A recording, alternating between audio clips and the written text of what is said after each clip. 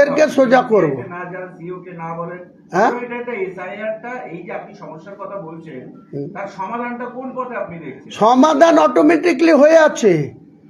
58,20,000 বাদে সমস্ত নামের খসড়া তালিকা কোথাও পৌরসভায়, কোথাও পঞ্চায়েতে, কোথাও সরকারি বিভিন্ন দপ্তরের জায়গায় টাঙানো আছে। সেইটা অটোমেটিকলি জেনুইন ভোটার।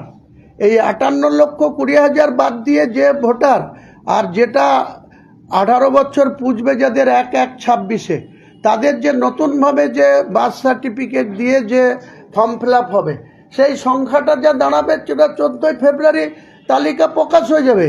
কিন্তু সম্পূর্ণভাবে যেমন বলেছিল এসআইআর করব না, যেমন বলেছিল ওয়াকফ নিয়ে কেন্দ্র সরকারের অ্যামেন্ডমেন্ট মানব না, আবার বলেছিল যে আমি মুখ্যমন্ত্রী থাকতে আমি তোমাদের সব দেখে নেব। তারপরে আজকে কি করেছে, পিভি সেলিমকে রাতারাতি অর্ডার দিচ্ছে 7 দিনের সময় দিয়ে আলাদা একটা পোর্টাল চালু করে। এসব চালাকি নাকি ক্ষমতায় বসে? আপনি যেটা বলছেন যে সরকারি আধিকারিকরা নিজের ব্র্যান্ড মাফিক যাতে তৃণমূলকে ভোট দেয় ভয় দেখানোর জন্য এটা করছে, এর ভিত্তি কি? মানে আপনি মানে এটা তৃণমূলের লাভটা কোন পরিপ্রেক্ষিতে বলছেন? পরিপ্রেক্ষিত একটাই, ওনাদেরকে যখন বলছে আপনি কিসের বেসিসে কি ডকুমেন্টসের জন্য আপনি 400 লোককে হিয়ারিংয়ে ডাকছেন, আপনার হিয়ারিংয়ের আসল উদ্দেশ্য কি, তাকে কোন ডকুমেন্টস, আমি যদি জেনুইন না হই, আমার যদি 2002-এর কোনো ডকুমেন্টস না থাকে, আমাকে অ্যাপ্লিকেশন ফর্ম দেওয়া হলো কেন? প্রথম প্রশ্ন। তাহলে দেওয়া হয়েছে, তাহলে আমি জেনুইন ভোটার, তাহলে সেটা ফিল আপ করে দিয়েছি। তারপরে খসড়া তালিকায় আমার নাম আছে, মানে আমি জেনুইন ভোটার। তারপরে তাকে কোন রিজিমে, কোন গ্রাউন্ডে তাকে আবার নোটিশ করছে, ওরা নিজেরাই স্বীকার করছে যেটা অটোমেটিক জেনারেটর হয়ে যাচ্ছে। কেন অটোমেটিক জেনারেটর হবে? কেন অটোমেটিক জেনারেটর হবে কেন? এই ভুলটা কার? রাজ্য সরকারের আধিকারিকদের। ভোটাররা কেন তার জন্য সাফারার হবে? ভোটাররা কেন চিন্তিত হবে? তার নামে যখন নোটিশ হচ্ছে, সেই গ্রামে যে যখন নোটিশ সার্ভ করছে, তারা তো চিন্তায় পড়ছে যে হঠাৎ আমার নাম তো সবই ঠিক আছে, আমি ফর্ম জমা দিয়েছি, আমি রিসিভ কপি আছে, আমার নাম খসড়ায় আছে, তাহলে আবার কেন আমাকে নোটিশ দেওয়া হচ্ছে? তখন আধিকারিকরা আমাকে বলছে আপনি এ নিয়ে কিছু করেন না, এটা আমাদের ডিপার্টমেন্টের ভুল, এরা জেনারেটর লোড করতে গিয়ে এই ফর্মুলা করেছে, তার জন্য এটা অটোমেটিকলি জেনারেটর হয়ে যাচ্ছে, নোটিশ সার্ভ হয়ে যাচ্ছে। এটা তো বাংলার মানুষের সঙ্গে এই ধরনের আচরণ কেন করবে রাজ্য সরকার, তার আধিকারিকরা কেন করবে? ঠিক আছে, অন্য বিষয় বলি আপনার মুর্শিদাবাদে অভিষেকের যে সভা, সেটা 5টা কি করবে? হ্যাঁ, অভিষেকের সভা আছে 17 তারিখ। দেখুন, সর্বভারতীয় সভাপতিকে আমি যা জানতাম, অল ইন্ডিয়া না রাজ্য পার্টি সেটা ওনারা ভালো বলতে পারবেন। তিনি লোকসভার দলনেতা, ডায়মন্ড হাবড়ারের 3 বারের সাংসদ।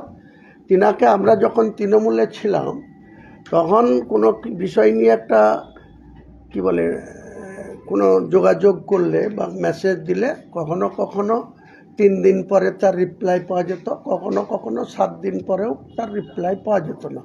আর ওটা ওনার ফোন এমন সিস্টেম করে রাখা হয় যে 3 দিনের মধ্যে ওই নোটিশটা যে আমি করেছি বা মেসেজটা করেছি সেটার আর থাকতো না কোনো ডকুমেন্ট।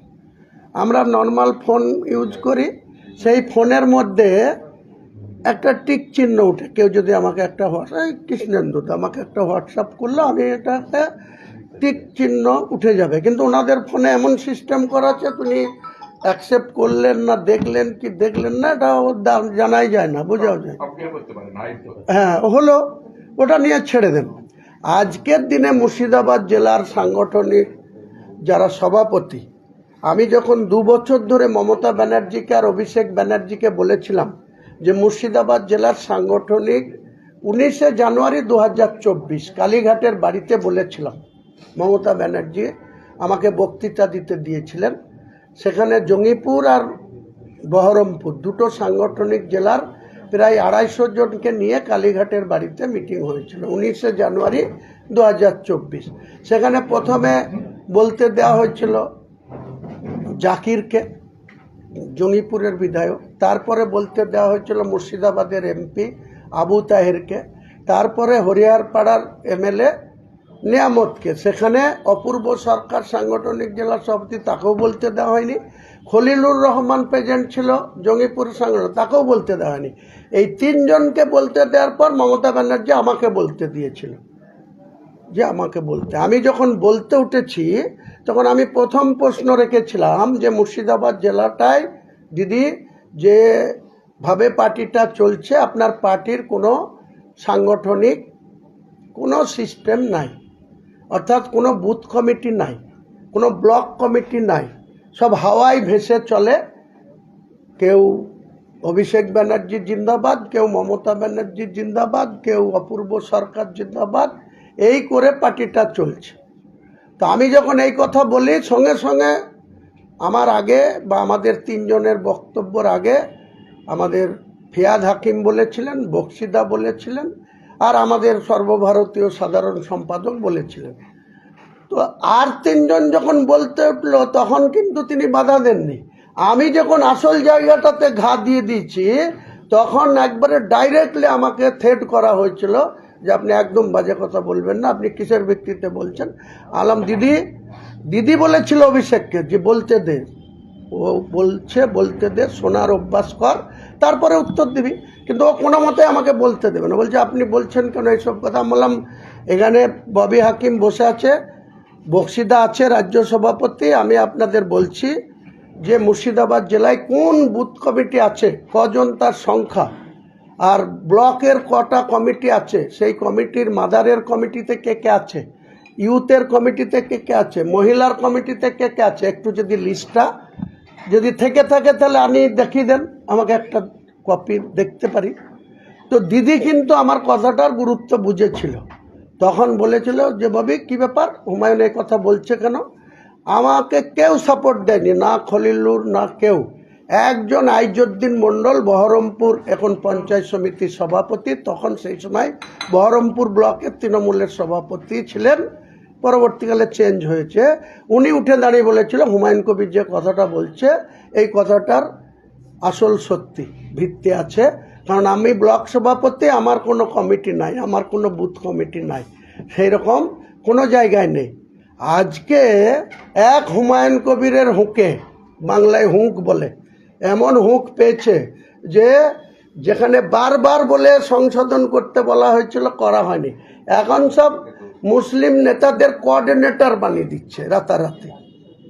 ওখানে কোঅর্ডিনেটর তৈরি করে দিচ্ছে। কি কোঅর্ডিনেটর করবে? যত 2 নম্বরই করে টাকা তোলা আছে সেই টাকা কিছু দিয়ে মুসলিমদের মাথা কেনার চেষ্টা করছে। আমি মুসলিম জনতাকে বলবো যত খুশি কোঅর্ডিনেটররা টাকা দিলে টাকা নিয়ে নাও, তারপরে ভোটের সময় ভোটটার ঠিক জবাবটা দিতে হবে। এখন কোঅর্ডিনেটর, আগে যখন হুমায়ুন কবির বারবার বলেছিল তখন সেই কথার গুরুত্ব কেন দেওয়া হয়নি? তখন আইপ্যাক যা রিপোর্ট করেছে, আমি 2024 সালের নভেম্বর মাসে এই আইপ্যাকের বিরুদ্ধে মমতা ব্যানার্জিকে বলেছিলাম পরিষদীয় মিটিংয়ে 29 না 28 নভেম্বর 2024 নওশার আলী কক্ষে প্রায় 200 এমএলএদের সামনে দিদি বলেছিল প্যাক ফ্যাক কিছু রাখা হবে না, তোমরা এমএলএরা, তোমরা জেলার নেতারা, তোমরা ব্লকের নেতারা দল চালাবে। ঠিক 2 মাস পরে ভাইপুর রাগ বা গোসা ভাঙতে আবার উনি ওই কক্ষে বললেন প্যাক ফ্যাককে নিয়ে চলতে হবে। যিনি বললেন প্যাক ফ্যাক নিয়ে চলতে হবে না, তিনি আবার বলছেন প্যাককে নিয়ে চলতে হবে। এখন আবার কোঅর্ডিনেটর হয়েছে। তাহলে ওই জেলার নেতারা, অপূর্ব সরকার, নিয়ামত হাজিরা, ওনাকে জেলার মিটিং করার সাহস দেখাচ্ছে না। হুমায়ুন কবির যেহেতু 70 রেজিনগর এবং 71 বেলডাঙ্গায় কন্টেস্ট করবে, 22 ডিসেম্বর ঘোষণা করেছে। এখন সেই বেলডাঙ্গাতে 17 তারিখে রোড শো করতে যাবে, তার পুলিশ প্রশাসন হেলিপ্যাড করছে। আমার কাছে এটাও খবর আছে যে উনি ওটাও যাবেন না। আমি বলেছি উনি যা লোক করবেন 19 তারিখে 48 ঘন্টার মধ্যে আমি তার ডবল লোক করে বুঝাবো যে সর্বভারতীয় নেতাকে বুথ স্তরের নেতা বানিয়ে দেবো। এখন ওটাও বোধহয় যাবে কিনার সন্দেহ আছে। আপনারা খবর নেন 17 তারিখের প্রোগ্রামও বাতিল হতে পারে সর্বভারতীয় নেতার। আর যদি বাতিল না হয় আমি ওয়েলকাম জানাচ্ছি, করুন উনি, এবং উনি যা লোক নিয়ে করবে আমরা ড্রোন ক্যামেরা রাখবো, আমাদের নিজস্ব ক্যামেরা রাখবো। 1000 লোক নিয়ে উনি রোড শো করছেন। আর আমি 19 তারিখে তার ডবল লোক নিয়ে সেই জায়গা থেকে রোড শো করব। এটা আমার চ্যালেঞ্জ। এটা কোন জায়গায়? বেলডাঙ্গা 17 তারিখে আপনারা খবর নেন।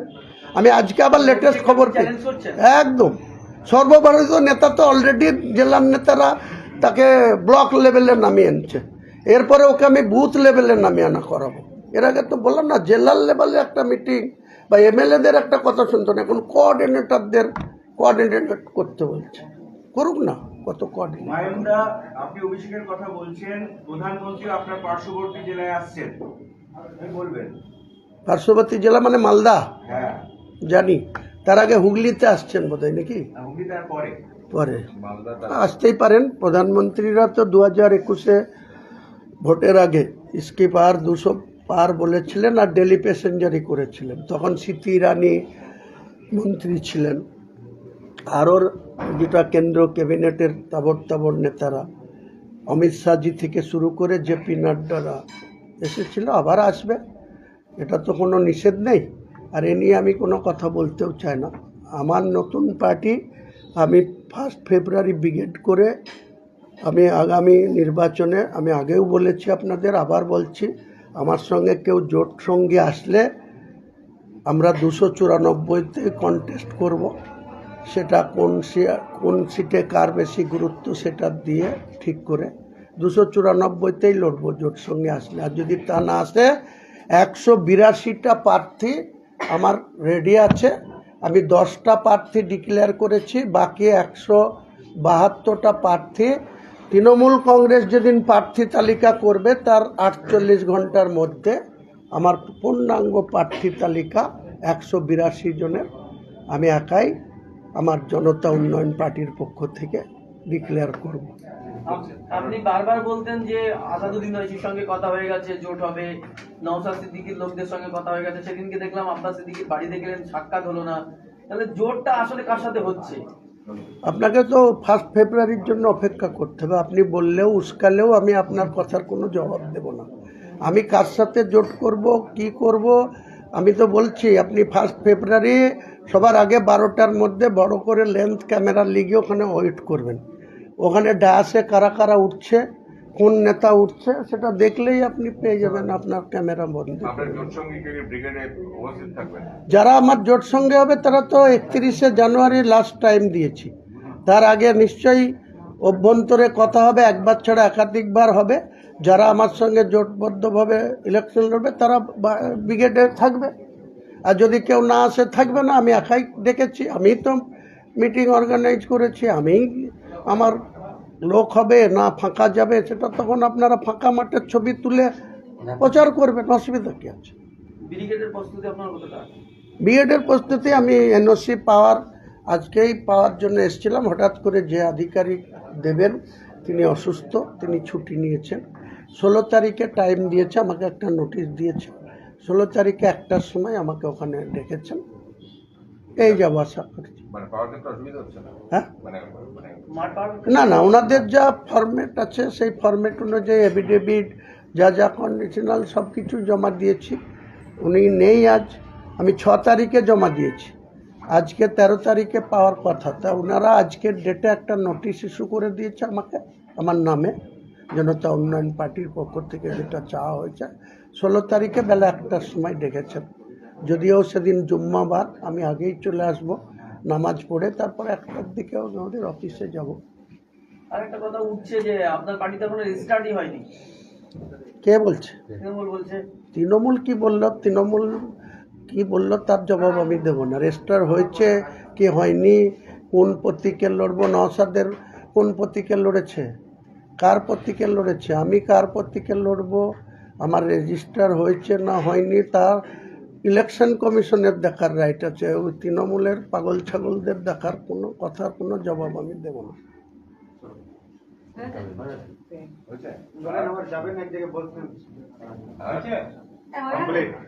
কেউ হিন্দির লোক আছে, আমি